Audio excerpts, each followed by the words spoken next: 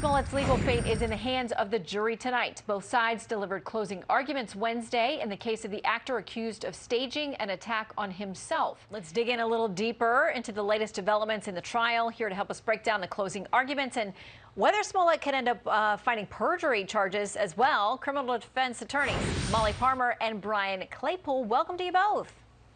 Hi. Hi, Shannon. Okay, so one of the things that Matt talked about today, and he tweeted this out, he was talking about the prosecutor's closing argument. The 6 things they said proved he was lying. This is part of what Matt tweeted. Their number 6, they said Smollett never signed the criminal complaint against the Osundarios. Victim of a hate crime didn't sign complaint. Police had brothers in custody, and so Smollett indicated he'd signed the complaint but did not. Brian, do you think that'll sway the jury? I think it will sway the jury, but I think there is other evidence that is going to sway the jury even more. And I think the big gaping hole, it's like a sinkhole in the defense in this case, Shannon, is there is absolutely no motive, zero motive for the Osundaro brothers to have committed this crime. Remember, whether we like it or not, jurors like to have a connection. Why did somebody commit a crime? And here, I think Smollett damaged himself by testifying that he actually had an affair, a relationship with one of the Osundaro brothers, that he actually wrote a check for $3,500 for personal training to one of the Osundaro brothers. Well, if you're doing that, then you have a good relationship with these 2 young men.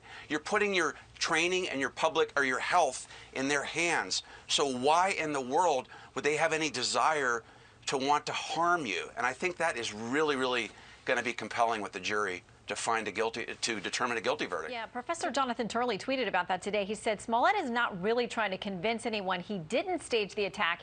He's trying to get the jury to vote for him despite his guilt.